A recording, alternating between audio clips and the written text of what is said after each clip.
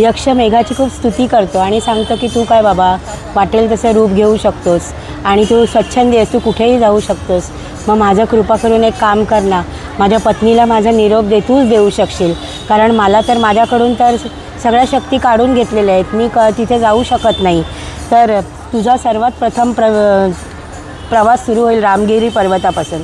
तर रामगिरी पर्वतावर मेघ हा कसा दिसतोय तर एखाद्या मातीच्या ढिगाऱ्यावर खेळणाऱ्या हत्तीप्रमाणे वाटतोय असं कालिदासांनी सांगितले. आणि तिथे रामगिरी पर्वतामध्ये चातक हे खूप मधुर स्वरामध्ये गात आहेत आणि सगळे पक्षी आनंदी आहेत आणि अशा प्रकारे तू जेव्हा तिथे जाशील तुझा हा उत्तरेकडे प्रवास सुरू होईल. तर वाटेत तुला झरे लागतील, त्यातलं तू पाणी पी आणि पुन्हा ताजातवानं हो आणि तिथून माल पठार ओके त्या माल पठारावर चढून जा.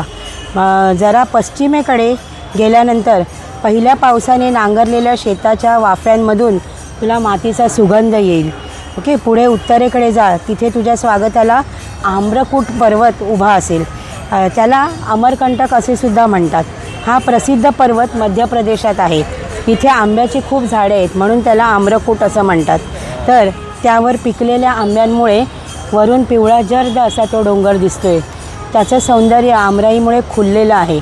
आम्रकूट पर्वताच्या वनात आग लागल्याने मेघ पाण्याचा वर्षाव करून ती आग विझवेल असं यक्ष त्याला सांगतो.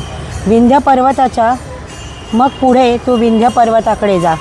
विंध्य पर्वताच्या उंच सखल भागामध्ये विखुरलेली नर्मदा नदी जणू हत्तींच्या शरीरावर सुंदर चित्रकला काढल्याप्रमाणे ती त्या विंध्य पर्वतावर वाटत होती.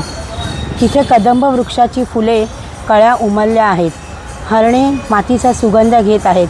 चातक पक्षी दवबिंदू पीत आहेत. सर्वत्र पसरलेल्या अर्जुन वृक्षांमुळे विंध्य पर्वत सुगंधित झाला आहे.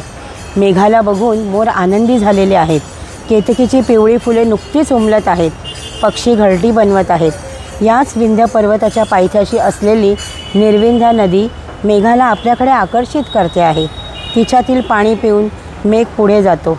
मग तो दर्शना राज्याच्या राजधानीत म्हणजे विदिशा, जिला आताची भिलसा म्हणतात, नेत्रवती नदीच्या किनाऱ्यावर हे शहर वसलेले आहे.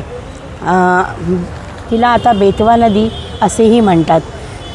यक्ष सांगतो की हे मेघा, दशार्ण राज्यात पोचशील तेव्हा सुंदर फुलांच्या बागा तुला दिसतील. उमललेल्या केवड्याच्या फुलांमुळे तिथे खूप उजाला दिसेल आणि गावातील देवळेसुद्धा भरपूर आहेत. तिथे अनेक पक्ष्यांनी घरटी बांधलेली आहेत. विशेष म्हणजे त्यांनी कावळ्यांचा सुद्धा उल्लेख केलेला आहे. तिथली जंगले काळ्या जांभळांनी भरून गेल्यामुळे काळी दिसतील. तिथून तू विदिशाला पोचशील. तिथे तुझं मन रमवण्याची बरीच साधनं तुला दिसतील. नेत्रवती नदीच्या गर्जना ऐकून तू जरा तिथे थांब आणि तिचे गोड पाणी पी आणि आराम करण्यासाठी नीच नावाच्या पहाडीवर उतर. तिथे असलेल्या कदंब वृक्षांचा बहर बघून तुला असे वाटेल की ते तुला भेटण्यासाठी आतुर झालेत. तिथे काही रसिक वेश्यांबरोबर आपला वेळ घालवत आहेत. यावरून तिथल्या नागरिकांचे जीवन किती स्वच्छंद आहे हे तुला कळेल. तिथून तू उज्जैन नगरीला जा. उज्जैन हे मध्य प्रदेशात आले. ही नगरी अतिशय समृद्ध आणि धार्मिक आहे. कालिदासांना उज्जैनबद्दल विशेष प्रेम होते, कारण इथे त्यांनी गढकालिका देवीची आराधना केल्यानंतर त्यांना अगाध ज्ञान प्राप्त झाले होते व त्यांनी मेघदूत आणि शकुंतला ही महाकाव्ये लिहिली होती. उज्जैनीला त्यांनी स्वर्गाचा तुकडा म्हटले आहे. म्हणजे त्यांनी असं म्हटलं आहे की जे लोक पुण्य करून स्वर्गामध्ये होते ना, जेव्हा ते खाली आले तेव्हा त्यांनी आपल्यावर स्वर्गाचा एक तुकडा खाली आणला आणि तो म्हणजेच उज्जैन. यक्ष म्हणतो की मेघा, थोडी वाट वाकडी कर आणि थोडा जास्त वेळ घे, पण तू उज्जैनीला जरूर जा. आणि खूप पुण्य केलेले लोकच इकडे येतात. त्यांना सर्व विलास उपभोगता येतात. हे अलकापुरीचे संक्षिप्त रूप आहे बरं का. यक्षाला वाटते की जर मेघाने इथली विलासिता पाहिली तर त्याला अलकापुरीत सहज ओळखता येईल. जशी अलकापुरीत मंदाकिनी तशीच उज्जैनमध्ये शिप्रा नदी आहे. संध्याकाळी मंदिरात नर्तकींचे सुंदर नृत्य बघ. तिथल्या स्त्रिया केस सुगंधित करायला धूप वापरतात. तो त्यांच्या खिडक्यांमधून सकाळी बाहेर येईल आणि त्या वासांनी तू प्रसन्न होशील. तिथेच चंडीश्वर मंदिर आहे. तिथेही तू जा आणि देवीचे दर्शन घे. पुढे देवगिरीला जा. पुढे तू देवगिरीला जा, जे आताचे महाराष्ट्रातील दौलताबाद आहे, आणि तिथे जरा थांब आणि पुढे गोदावरीच्या किनारी ये. गोदावरीचे निळेशार पाणी बघून असे वाटते की तिने निळे वस्त्र परिधान केले आहे आणि तिच्या तटावर बांबूची झाडं आहेत.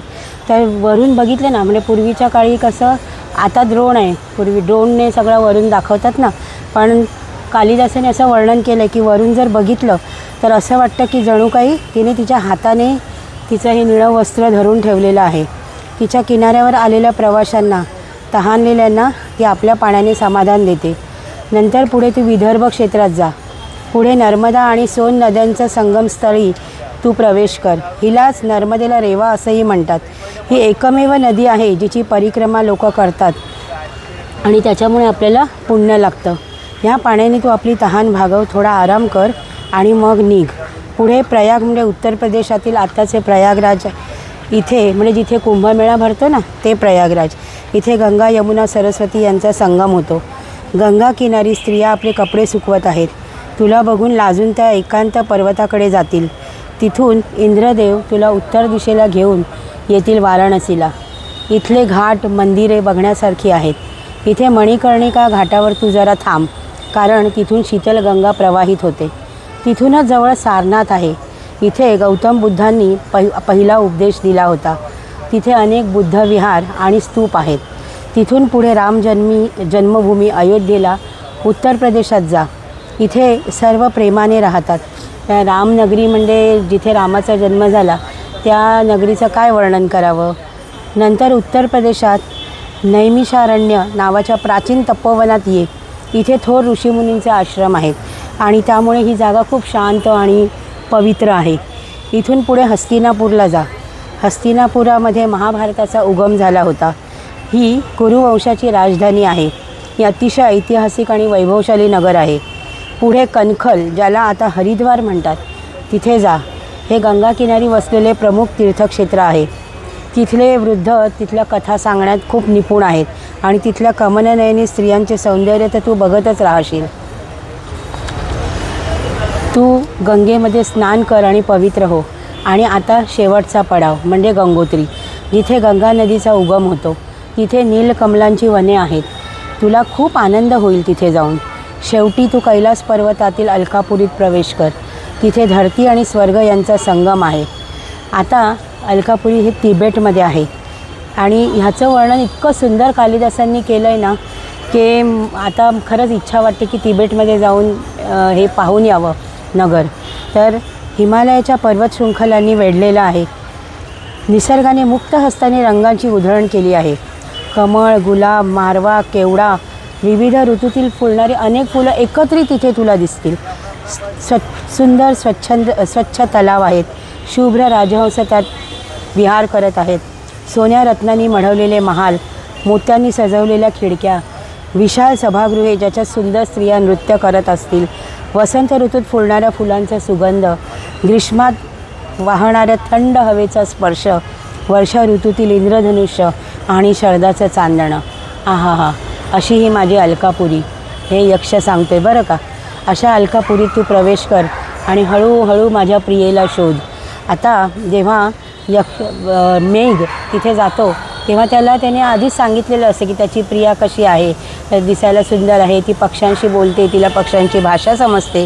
तेव्हा तो तिला शोधत जातो. तेव्हा त्याला दिसतं की एक यक्षिणी एका पक्षाबरोबर बोलत आहे आणि तेव्हा तो मोठी गर्जना करतो आणि सांगतो की तिचं लक्ष वेधून घेतो आणि तिला सांगतो की मी यक्षाचा निरोप आणला आहे तुझ्यासाठी, आणि तो पूर्ण संदेश तिला देतो.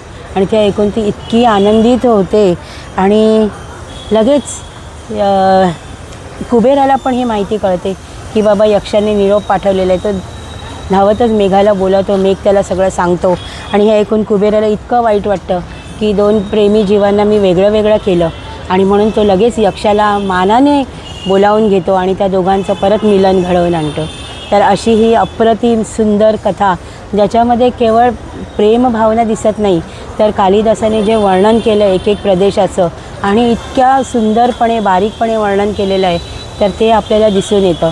तर मला एवढं शेवटी म्हणायचं की आपण असं का म्हणतो ना, बरेच जण साहित्यिक काही म्हणतात की कालिदास हा शेक्सपियर आहे, पण हे चुकीचं आहे. कालिदास हा शेक्सपियर नाही, तर शेक्सपियर हा कालिदास आहे. कारण कालिदास शेक्सपियरच्या आधी होऊन गेलेत आणि त्यांची महाकाव्य अजून आपल्याच देशातील लोकांना माहीत नाही आहे. तर कृपया हा व्हिडिओ जास्तीत जास्त लोकांना पाठवा, जेणेकरून त्यांना कालिदासांच्या महाकाव्याचं बोध होईल. धन्यवाद.